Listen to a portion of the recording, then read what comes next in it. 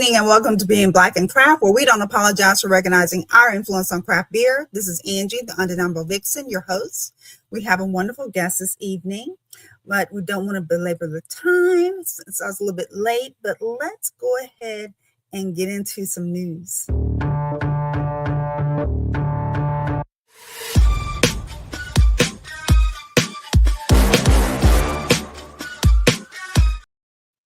So first up, people that I've been looking for, but I have been following for a little bit, Wondery Wine. They have leveled up.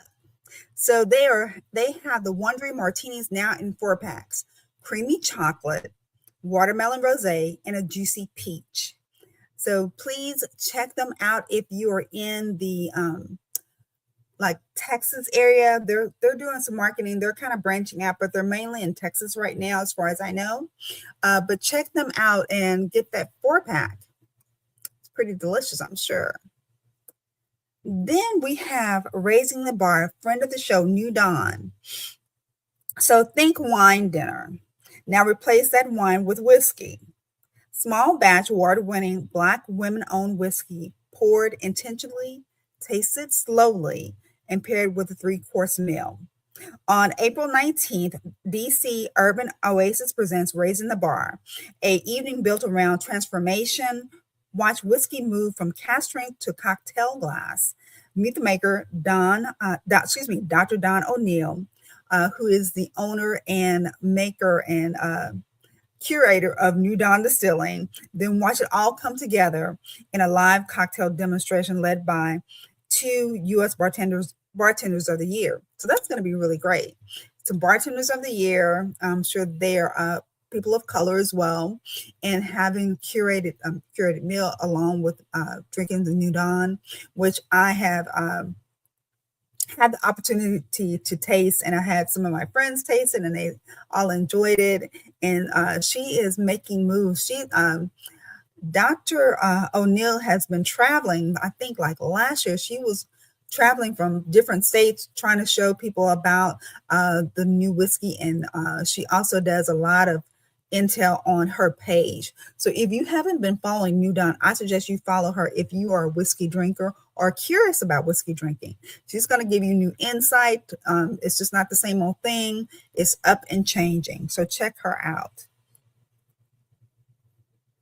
Then have Something Is Cooking. As I was scrolling, minding my business, loving Jesus like I do, on Instagram, I saw 23rd Avenue Brewery saying Something Is Cooking.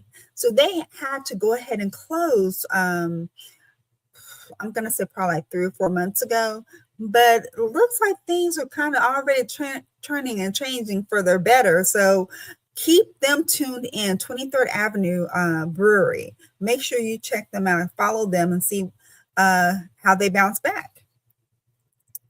Then if you are in the Kansas City area, one of my faves, Vine Street. I didn't get to share this last week. Sorry about that, but I know this beer is still available. So just on yesterday, they had an event, a Pound Town. So they brought the city together with vibes, drinks, and straight energy. And it was a free event with smoothie bowls, with this smoothie bowl sour. So it's called Pound Town, and the guy who's on the can, Hood Dude, he was there hanging out, and they just had a really great party. So if you didn't happen to get to Vine Street at the time of the release, go ahead and check them out if you are in the Kansas City area and pick up a 4-pack. Then also friend of the show, Practice for Action, Jen Price, and all her people over there in Atlanta. She keeps on one-upping us on the stuff with things that are coming at Practice for Action. It's just going to be an explosion of things to do. So one thing that she just posted recently was about on-site certification. So let's see here.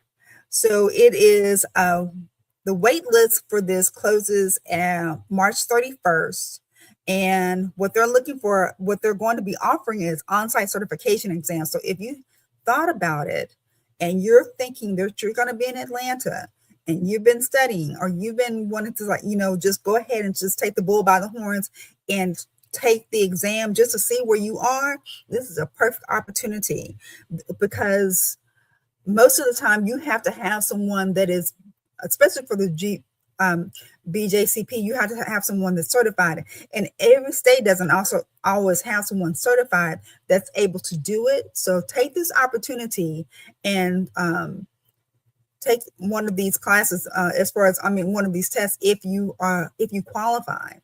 And it's going to be for the Cicerone, certified beer server, the BJCP exam, level 1 award in beer, and a level 2 award in beer, wet set. So that's really awesome. I thank Jen Price and the people that are helping her with Craft for Action, making sure that they're keeping their ear to the ground and listening to what people need. And it's not just this average festival. It's not this average conference. It's so much more. It gives you the opportunity to network, get some intel on what's going on in the craft beer industry, and also be able to get education and upping your skill set. So it's going to be great. So make sure that if you wanted to do this, March 31st is a deadline if you want to sign up. And then keeping it still in Georgia, April 11th, the Georgia Craft Brewers Festival is in Woodstock, Georgia, and they have a promo code to get $20 off. So go to Crafted for Action, their IG page, and get that code so you can get $20 off. And I think it was a little beer festival that they just had, because I know NTX Beer just went down there to Georgia. He's been going down there a couple of times, for these last couple of years here. So that will be a really great festival to check out. And I think that is really all the news that I have.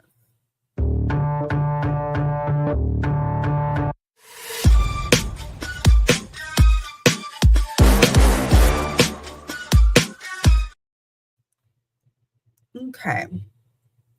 Let's see. Let me go ahead and bring up my guest. Hello there.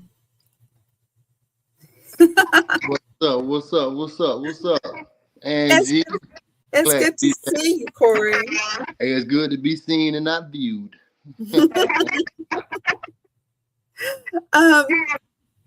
Let's see. I know we have some really good things to talk about this evening, but I wanted to first start off with just for people who may not know you, give like a little bit of a history lesson about Corey. So, are you from Atlanta? Born and raised, like. Okay. See, I didn't. 3 generations. So yeah, I'm Atlanta through and through. Okay. Now the transplant, with disrespect to the transplant, but now the transplant, I am authentic. I know. I say that. I mean, people ask me that. Being from Dallas, they're like, "You're really from Dallas?" Like, yes. Right. It's hard to believe. Right. You know what it's like. So, I think he'll be back. He probably hit a button. So, met Corey when on the many times that I went to Atlanta, had a great time. One of the first Crafted for Actions, I think we may have been at yes, we were at what happened? That's okay.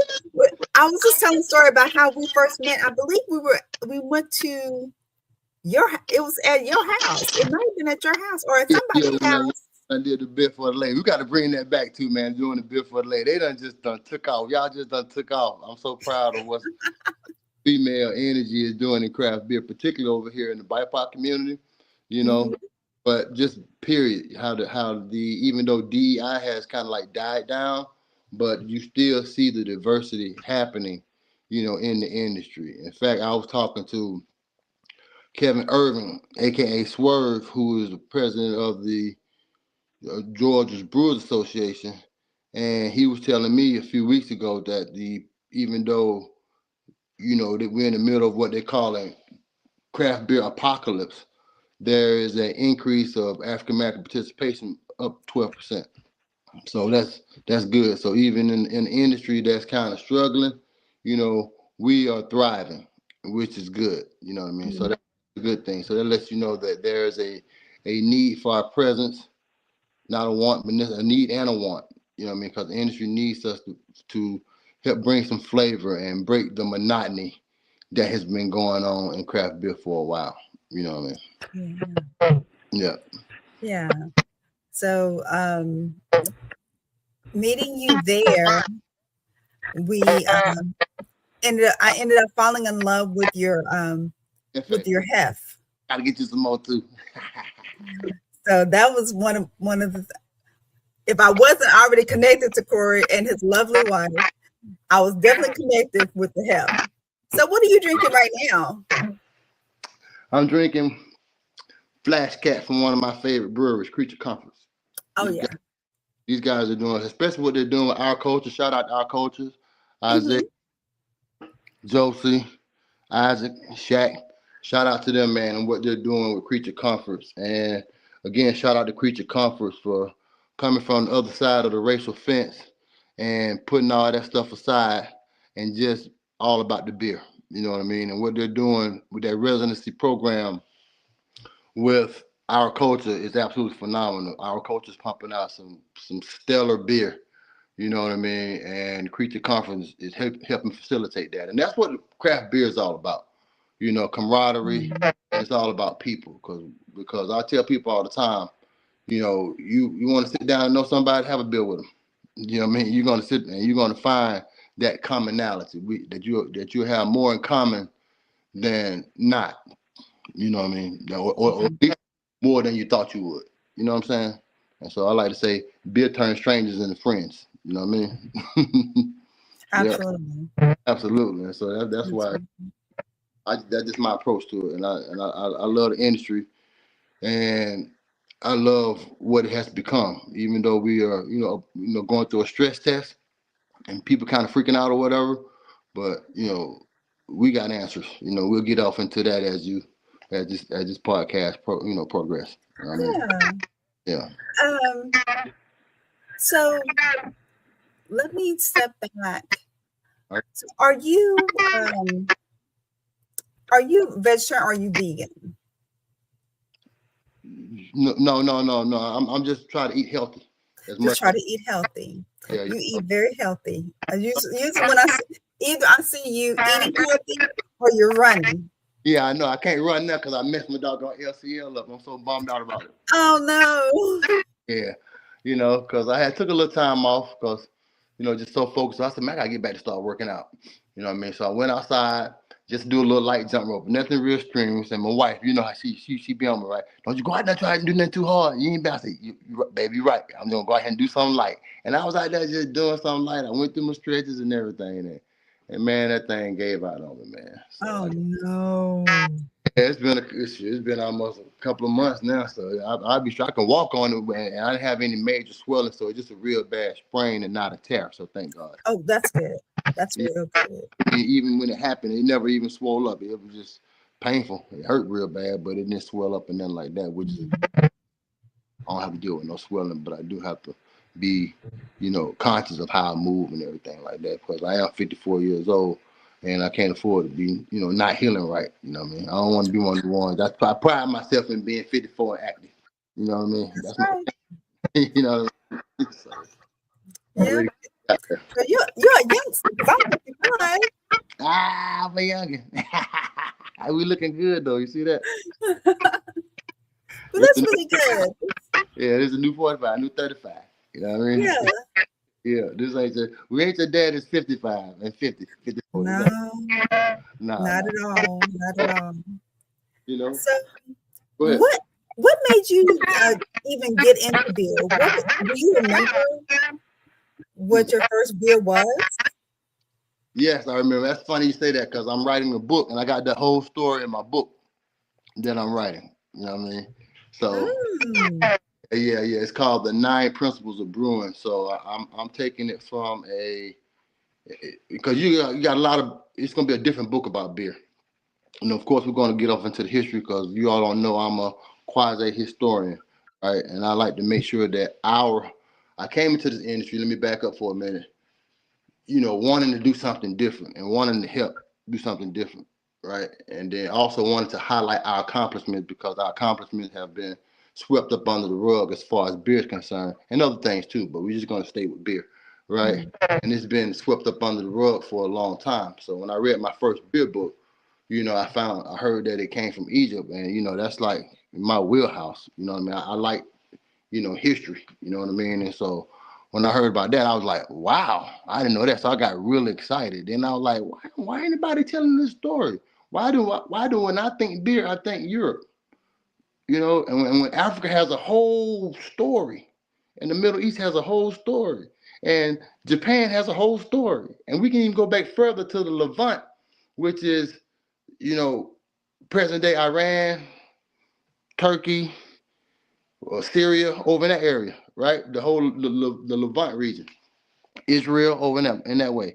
So that's a whole rich history that no one even really talk about. And I'm like, why aren't we talking about this? Why are we just dealing with Europeans? And we have to give the Europeans the credit, right? Because what the monks have done to the beer is nothing shy of amazing. So we can't discredit that, but we also shouldn't. Our story shouldn't be smothered in the process too, because there's room for everything. That's what makes it dynamic. Because all cultures have dealt with fermentation of some sort, regardless of where it was from. You know what I mean? So fermentation is human technology. It's something that we've been doing for a very, very, very, very long time. You know what I mean? And our approach to it, which is actually, let's go back. The approach has always been some kind of spiritual significance to it. Okay, but industrialism made it to where it was all about the money. All right, and we kind of lost our way, and now we're getting back to that. Not to go too far off. All right, but my first beer was a Heineken from my dad. So I know people don't think he wasn't getting his son drunk, but back in the day, I'm 54 years old. They'll give a baby a little nip. They'll give a little younger a little nip, so he'll calm down and go to sleep while he's hanging out at his homeboy's crib and stuff like that. You know what I mean? I spent a lot of time. My two brothers spent a lot of time with my dad, and that's the first beer I remember having. And I remember my youngest brother. He was too young at the time, so my dad. And I remember it like it was yesterday, and I was 6, and my youngest brother was 4 at the time. Dad didn't give him none. And my oldest brother was 9 at the time. So he gave us a little nip. And I remember my oldest brother frowning. But I remember me like, man, what is this? I remember wanting some more at 6. Oh my goodness. And that's a true story. So my first beer was Heineken. And, over the years, I've worked in restaurant industry. My grandfather was a restaurateur, so it's in my DNA.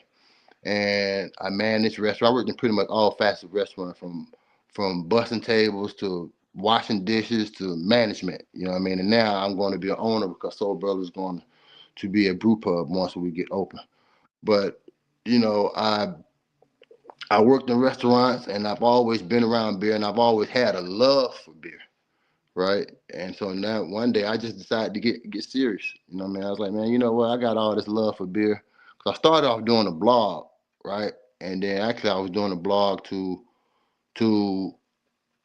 promote my business, my bartending business, because I was, I had a nice little situation going with Auto Trader, and I used to go to the Masters and bartend for the big shots at Auto Trader, from 2014 to 2017. I was about to get ready to launch that and get other corporate accounts and things of that nature. So I started blogging about my brand, which is called Poor Man at the time, Pourman, right? Because I bartend.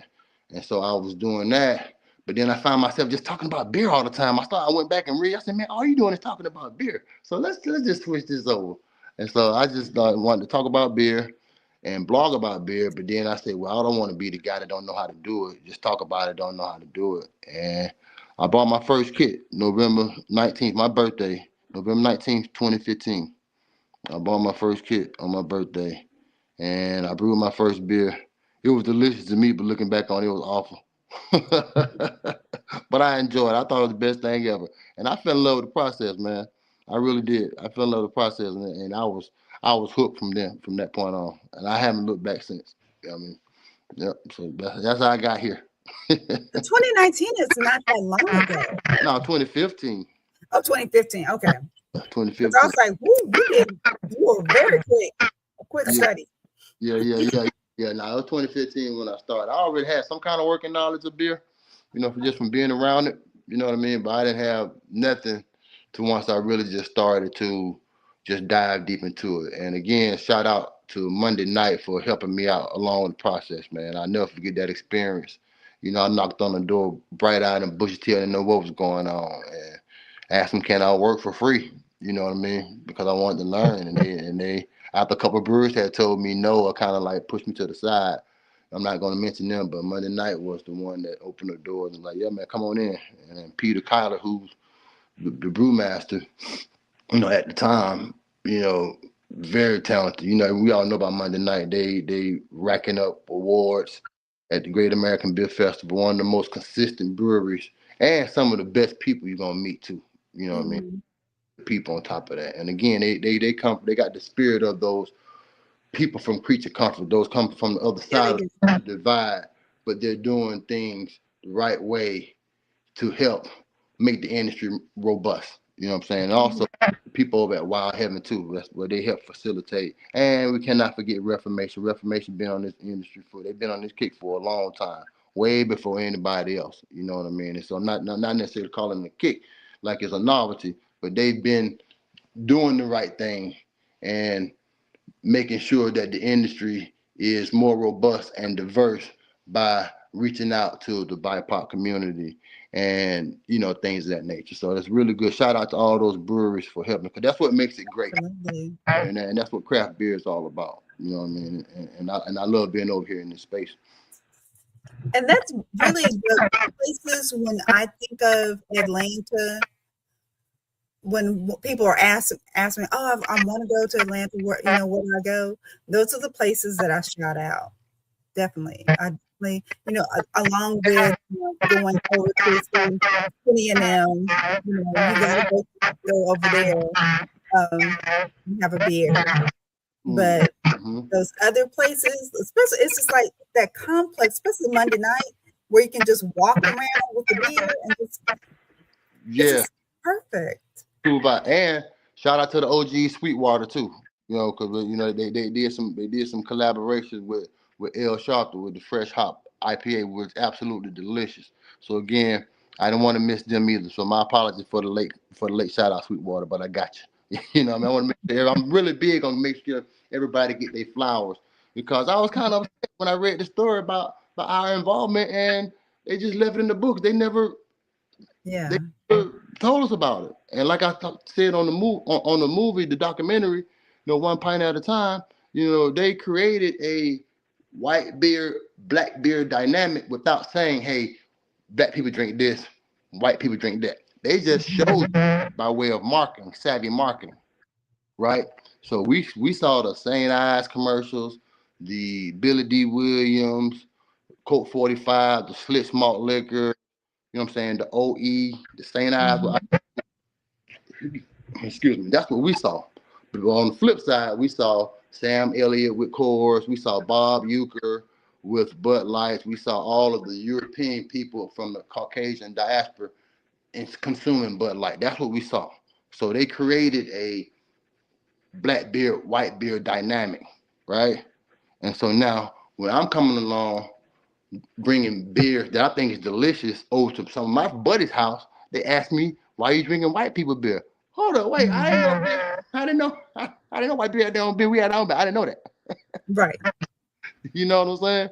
And I'm like, wow. And so it's amazing how that dynamic was created, and whether it had malicious intent or whether it was just benign ignorance, thinking that that African Americans really don't know about beer or even care about beer. Whatever the case was, that divide was created.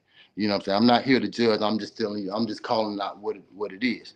You know, Right. and here we are now when the industry is under stress test, and now we're thriving in the midst of a storm. You know what I mean? And that's a beautiful thing. Mhm. Yep. So tell me more about. I was looking at your page and trying to get some information. So is the new thing that you're progressing on, is that the modular brewing? Yes, modular brewing. Yes, modular brewing. Modular things, many moving parts in a that make up a complete system. All right, and modular brewing is nothing new. We just kind of skipped over it. That has always been the case. Now we can go back to even our ancestry, right? Even to this day, that when they brew beer, the Zulus to this day will take a portion of the fermented beer and put it next to the altar, offer that to the ancestors. You see, Mhm. and so meaning that it was never really just kept in one batch like that, like we see today. Like we put it in let's say a 5-barrel fermenter and then let it ferment. You know what I mean? We had it in multiple different vessels because of we didn't have the technology for one. You know what I mean? And that was even, and you can even see that in Europe when you talk about the Zoigl beer, right? And that's really tied close to the Brewer star, which is the 6-pointed star that's similar to the Judaic star, right? But it predates it. It goes back to alchemy and it goes back to esoteric mysticism as well. But the Judaic faith picked that up later on. But you have a particular beer from, I think it's from, I can't remember. I don't know if it's from Bavaria. I forget the name, but it's a Zoigl beer. And again, that's that modular brewing. So what it is, that different people who have been sanctioned to brew this beer, they will all brew it at the same brew house, but they would take portions of the fermented beer and they would take it to their homes and let it ferment there. See what I'm saying? So now you got beer that's on the move again. That's a very crude modular brewing system. You see what I'm saying? And so when the beer was ready, of course they would take the 6-pointed star, the brewing star, and hang it over their dwelling, which was also a tavern as well. And that would let the community know that the beer is ready to be served. And then after that batch is consumed, the next person will hang their star up. And the color of the star will dictate whether they have dark beer or light beer. And sometimes you will see the 6-pointed star with 2 colors. Upright triangle may be white, inverted triangle may be dark, brown or even red or burgundy. Let you know that light beer and dark beer is being served. So history has always, modular brewing has always been there, but we just combined it with modern day technology to make it more efficient, because what it does, it allows smaller breweries to have a small footprint but have a large throughput, meaning that now you as a small brewery, because of our modular system, we're able to operate and function like a large brewery without all the overhead. So I pulled some slides. I'll see if I'm kind of on the same page with you. Yes, So the less, less is more and the fewer types and things like that. yes. Exactly. Less is more, because we're going to talk about how we got here. We got to understand how we got here in order for us to fix the problem. And the problem is that breweries are closing. And they're closing for a myriad of reasons. I just name a few. I don't want to be too long-winded, but I am very passionate about this. I want to make sure that I stay on topic. But it's important that we understand, how did we get here? All right. And so we got here because of the industrial age. The industrial age shaped and formed our brewing today, which was needed at the time. Okay, the industrial age says that bigger is better, because that's why when the breweries left the small towns and they went to the big cities. They was getting paid handsomely, and the, things were growing. And industrialism meant bigger and better, and that was great for the time because that's what the era needed. But now we're in the digital era, and things are small. Craft beer is hyper local, so we can't. And the industry is contracting. So if I'm trying to grow, while the industry, from a philosophical standpoint, and the industry is shrinking, then I'm going against, I'm fighting against resistance. You know what I mean? Okay.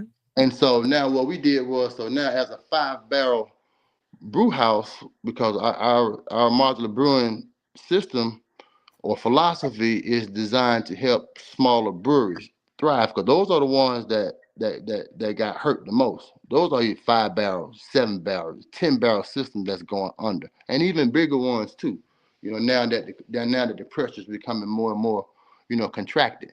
All right, and so with this modular brewing aspect, we can help save these smaller breweries, because now beer is really dynamic on the hot side, meaning that it's always constantly moving. We put it in the hot liquor tank. We reach our temperature for the strike water. We then put that strike water into the mash at a certain temperature. We let it steep, let it circulate. We sparge. You know what I'm saying? We move it over to the boil kettle. And from there we move it to the fermenter. But after a while but now that stops. Of course, we take it to the heat exchanger, cool it down, move it over to the fermenter. Now that motion stopped. But we took that motion to another level. We're not dealing with 5 barrel fermenters. We're going to take those 5 barrels, and we have outfitted, customized 55-gallon drums where they can ferment there. We've already done the science. The science isn't violated. So the beer doesn't care what you fermented in. The beer only care about the vessel that you make it clean. Okay, you know what I mean? It's clean. It can handle the pressure. Okay, and it has a way of being checked and things of that nature. So we have all that stuff. We didn't violate any of that. But in order to make this thing more cost effective, we had to break that stuff down and still have that part, those moving parts, even on the cold side of the beer. So we're going to be able to ferment with no glycol, because we're not using glycol. So we're approaching this stuff. I don't get too technical, but we're approaching this stuff totally different to cut down on the cost, because glycol system may break. I'm into refrigeration right now. You know what I mean? Because of how we're going to ferment. All right, we're going to use ferment chambers, in temperature control rooms to ferment our 55-gallon drums, as opposed to having a temperature probe inside of a vessel that's mounted and consuming a bunch of space. All right, so when we get ready to scale up, all we would need is more drums. Granted that we have enough fermentation space, and we will, as far as our fermentation chambers go. All right, and so, but currently, now, if I got a 5 barrel brew, let's say, for instance, I got a 5 barrel brew house, and I got 5 fermenters, and I want to expand. Business is going good, and I want to expand. I got two choices. I either get more 5 barrel fermenters, or I get bigger volumes, or I scale up to get bigger volumes, a 7 barrel or a 10 barrel. But now that's a whole bunch of money, because now I got to have more space if I don't have it outfitted already for the growth. You see what I'm saying? And now Right. that becomes more and more expensive to acquire. And it also comes, it becomes expensive to use, because we waste a lot of water in beer. With the Artist Brewmaster system, little to no beer would be wasted. You won't even know we're brewing, because very little water is going to be on the ground, or water, because we have it, because of the design of the engineering. And we can get off into the engineering of the system, because, again, it goes back to less is more. The problem with our current equipment is that you have too many, the beer's moving a little bit too much. Okay. And Okay. it's also, according to the engineering, is fighting against gravity. We call that vertical lift. Engineers understand this. And vertical lift is a tax that you must pay gravity for moving up. All right. And that tax is aeration of the wort. And this is very little now because people are still dealing with the vertical lift problem and pumping out award-winning beer. But we're saying if your engineering is better, your beer would be better, and you can cut down on labor time as well and make it more efficient. And we're going to get off into that as well. It But back, almost sounds like the angel share in liquor. You know, the what gets kind of evaporates that you can't get to. You just have to deal with it. So right. it sounds like in your way, you found something where you're able to harness or keep that excess that would just evaporate that you can't hold on to, and you're able to keep that intact.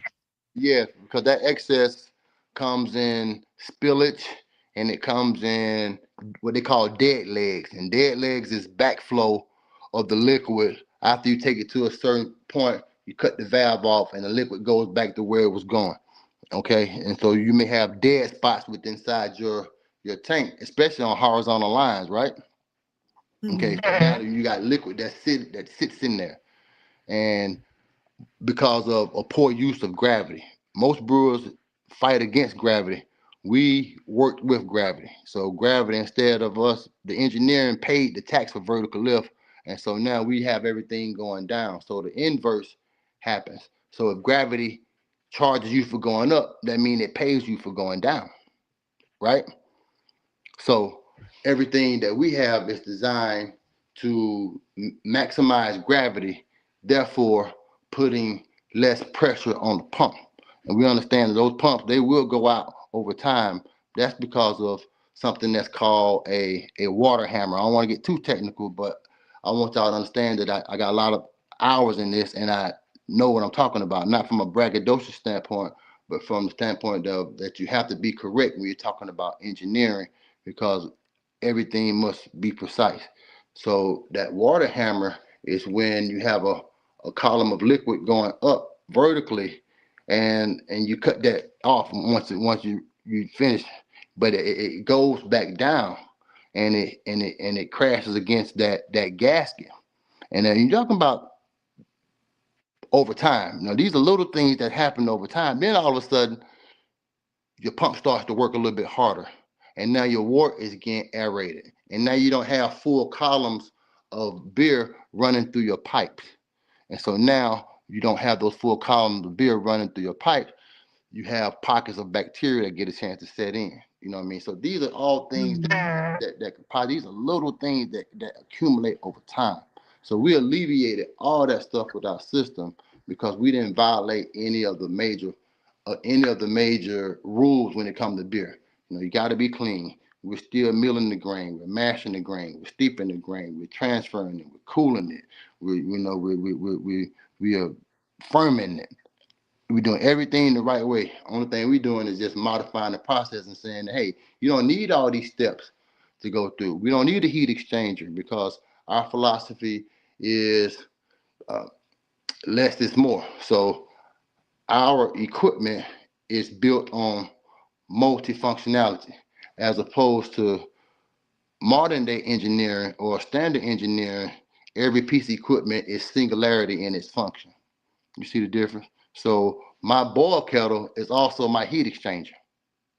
My Okay. mash tun is also my lauter tun. My drums where I ferment is also my keg.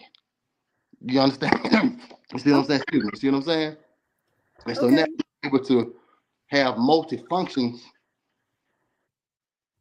and be able to maximize the craft, make it less labor intensive and more cost effective because less vessels do more things. And that's what this whole modular system is all about. And everything is created by the Odyssey Brewmaster system. That is the heart and soul of everything for which this whole Soul Brother project, evolves around. I'm so glad to be in this space because, I was before I met Trevor. I've been at this 3 years with Trevor LeDrew. He is the brains behind it, and I met him just scrolling on Facebook in the beer community, brewers and planning, and I heard y'all talk about how he can make beer more efficient. It's too much waste, and everybody was just kind of writing them off. You know what I mean? And he said you can cut the time down in half the time, you know, and things of that nature. And I was like, man, this is very interesting. So I went to his website, and I was interested in the things that he was saying and the information that I was looking at. So I gave him a call. And we've been pretty much joined at the hip for the last 3 years. And I told him some things that wasn't going to work from an engineering standpoint. You have to think like a brewer. He took it to heart and he made the necessary changes. And now here we are. And so now we're about to get ready to partner up with, and that's with a major. We got a major situation with a school to where we're going to have, and there's a black-owned school as well too, to where it's a black-owned welding school, to where we're going to create a certification program to where they're going to be certified to weld the system for the market. You know what I mean? So it's a whole situation, man. We're going to, not only are we creating jobs in the capacity of the brewery, but we're also creating jobs outside of our own particular, niche in the industry as far as producers. You know what I mean? So now we're over here on the equipment engineering side, making waves over there too. And all of this works because we need help in the industry. And the biggest problem is the operating cost and the acquisition cost of the equipment. That is the biggest problem that brewers face today, along with the other things that are going on. But we believe the core is changing our mindset of how we approach beer, modifying the process, using multifunctionality instead of singularity. You know what I mean? Those nature, making it modular instead of so static when it comes to the cold side.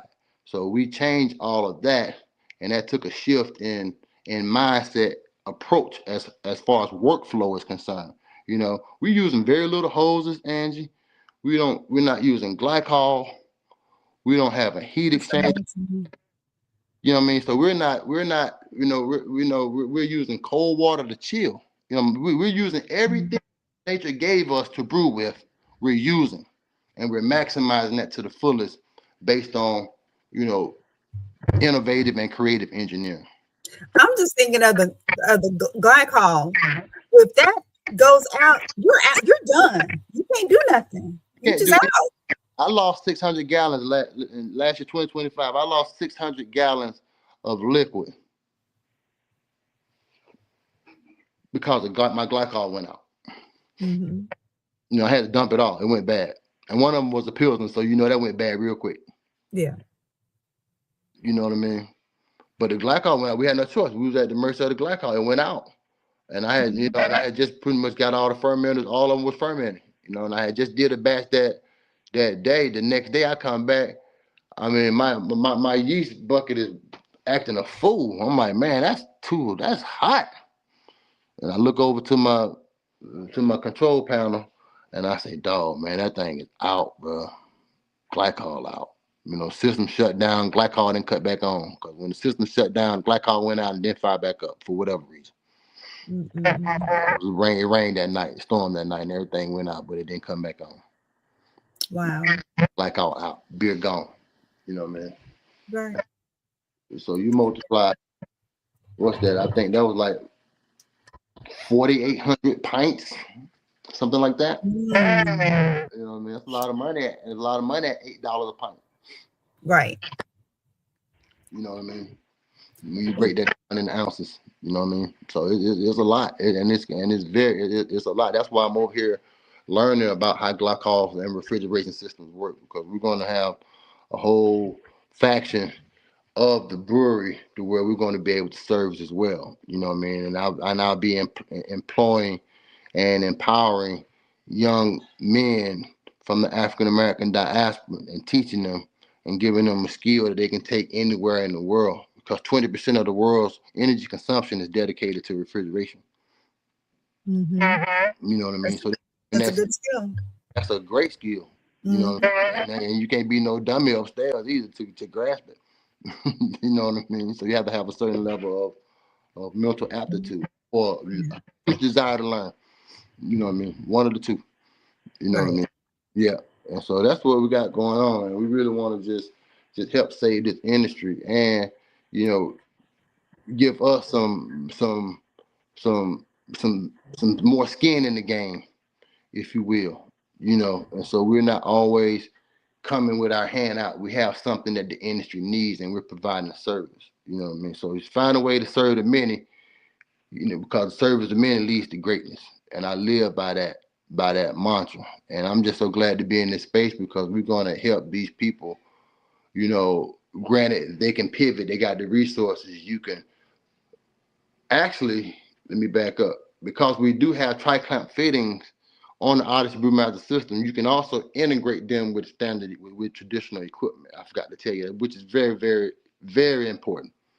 And so now we have ways to where we don't even know, and this thing is so dynamic, we don't know how people are going to use it once they get a grasp of what's going on. But what I do know is that modular brewing is the future of beer.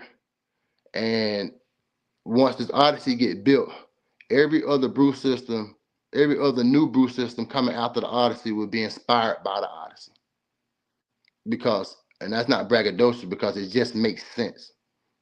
You know what I mean? You're talking about, we can move 150 gallons of liquid in a closed loop system in 7 minutes.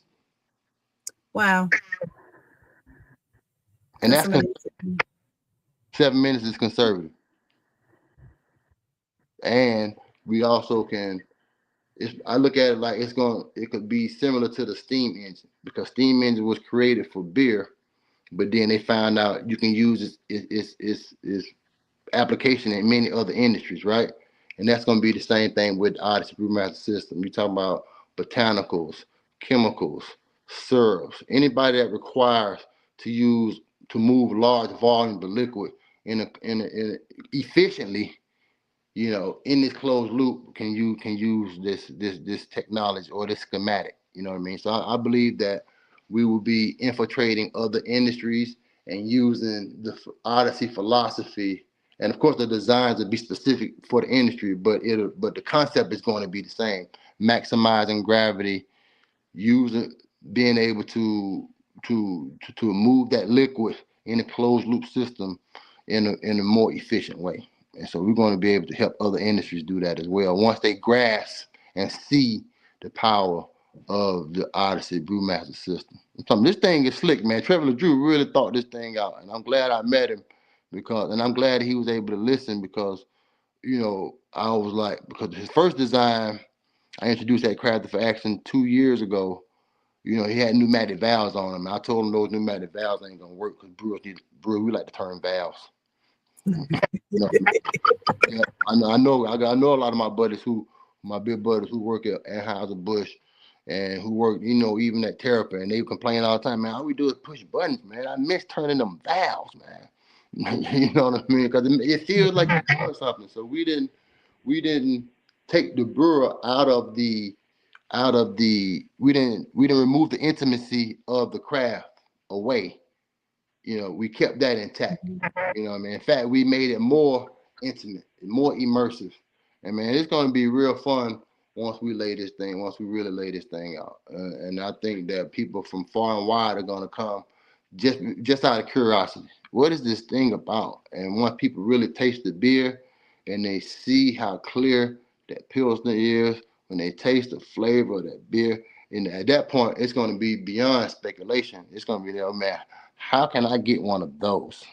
So tell us how we can keep abreast and find out when after Odyssey is created and everything, for people who are still interested and want to jump aboard, or when things are available, they'll know where to go. Yes, you can go to Soul Bros Beer, not Soul Bros Brewing, because you're gonna come across that. Somebody hacked my page, so I had to start over. So you're gonna go to Soul Bros Beer on Instagram, Soul Bros Brewing Company on Facebook, and Soul Bro Co. like company on TikTok. You can find me there. And I don't do TikTok as much as I should, but I'm going to be more on TikTok as well. And so you can find me on those platforms. And our YouTube channel is coming. as well. And join us on our journey to help us help hashtag craft the evolution of craft beer. That's what it is. Hashtag evolution of craft beer. Help us, save these people, man. These people got their heart and soul locked into this brewing, and they're going belly up. And we got answers, y'all. I mean, for real. And this is me pulling on your heartstrings. All right. We can really help, but we can't help without help. All right. We got the answer, and we have a nice system in place that's going to employ people, help others, and of course, we get paid handsomely too. You know what I mean? And so we'll be launching our fundraiser. It may be a Kickstarter, or I forget what platform. Well, we haven't decided what platform. It may be Kickstarter, it may not. But we're going to launch our fundraiser in the summer of this year. So we're getting everything ready for that. Got a major announcement with the school that's coming up next month. Y'all going to get a chance to see what it's all about, hear what it's all about. And when you see those sparks flying off those steel, when that welding torch hit that first pipe for the first time, y'all gonna know that it's real and the Odyssey is coming. So right now we're looking for a building, because we got to have a building once the system is done. And we want to raise $30,000 for our phase one. That's our goal, is to raise $30,000 for phase one, and then we will have the numbers ready for phase two when it's time to get there. You know what I mean? But phase one is to raise $30,000. That's going to get us the materials that we need to get the Odyssey welded. And once we get that welded, then of course we go from there to the rest of the system, which of course would be the vessels. And then we have to go with the specialized drums and the beer train and the yeast wafer and the sacks and the flute. See, we giving y'all all kind of jargon. We introducing new jargon, Angie. You know what I'm saying? To the whole industry. And on top of this, it's mobile too. So we're going to be able to take this thing off site and brew like a showcase or whatever.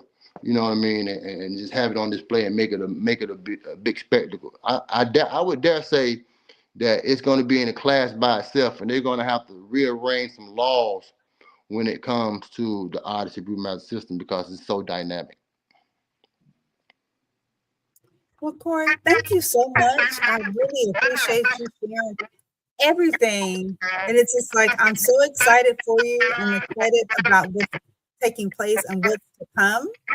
And I'm going to keep on watching and keep on posting about it, especially in beer news, as we get updated. Absolutely. So I definitely want to bring you back when it is launched and it's there. So thank you again. Thank you for everybody that's watching Getting Black in Craft, where we don't apologize for recognizing our influence on craft beer. And we will bid you a good night.